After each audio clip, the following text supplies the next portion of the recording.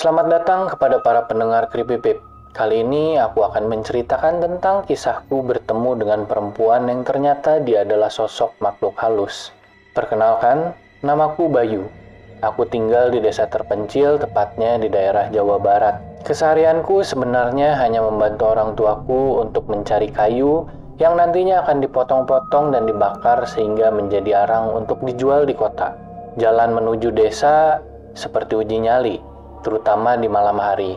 Jalan setapak yang sempit hanya cukup untuk satu kendaraan kecil, membelah bukit dan dikelilingi hutan lebat di kedua sisinya. Aspalnya sudah mulai retak, ditumbuhi rumput liar yang menjalar dari celah-celahnya. Di kiri jalan, jurang curam menganga.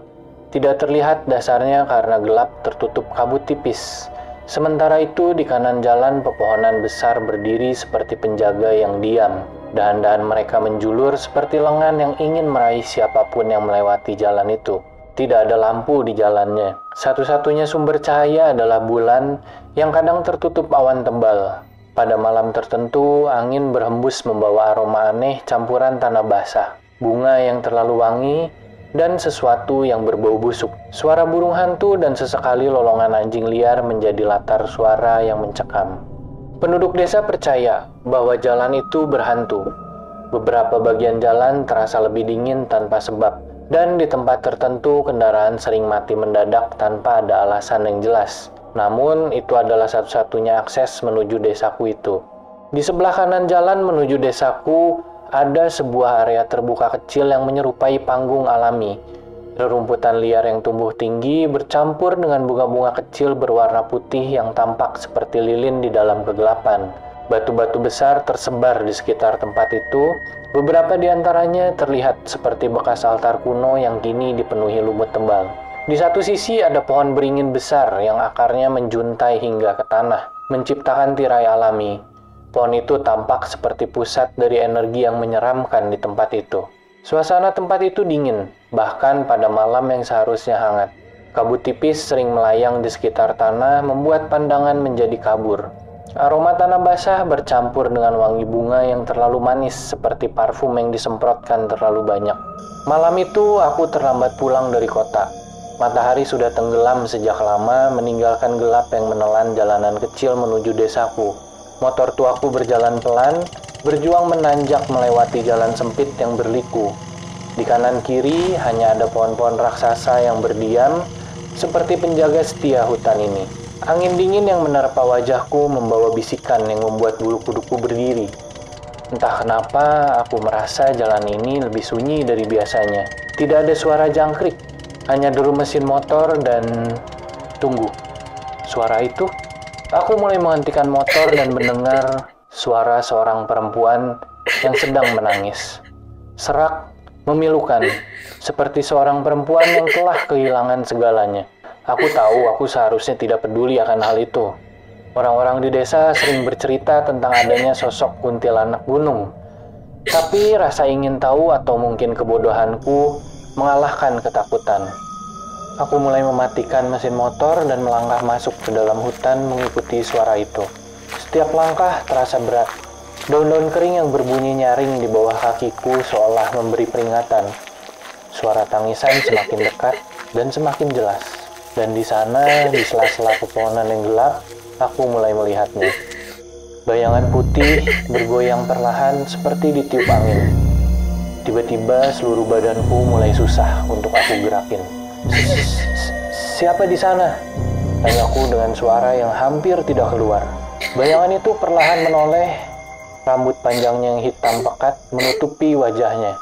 Aku hanya bisa melihat ujung dagu dan sedikit bibirnya. Siapa kamu? Tanyaku lagi lebih keras.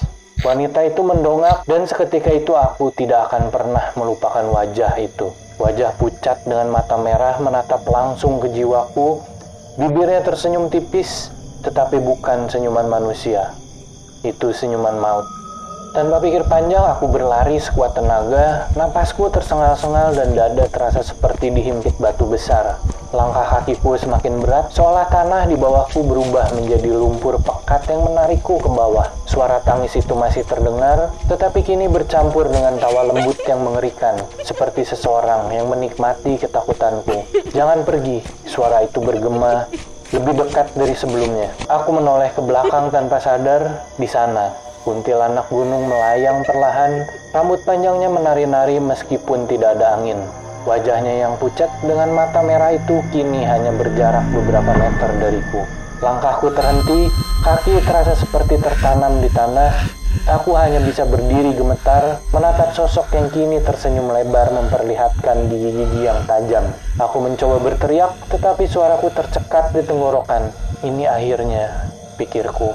Ketika sosok itu melayang semakin dekat, tangannya yang panjang dengan kuku hitam tajam terulur ke arahku. Namun tiba-tiba suara nyaring menggema di tengah kegelapan. Suara lonceng kecil yang terdengar seperti berasal dari arah desa. Lonceng itu memecah keheningan malam, membuat udara di sekitarku terasa lebih ringan.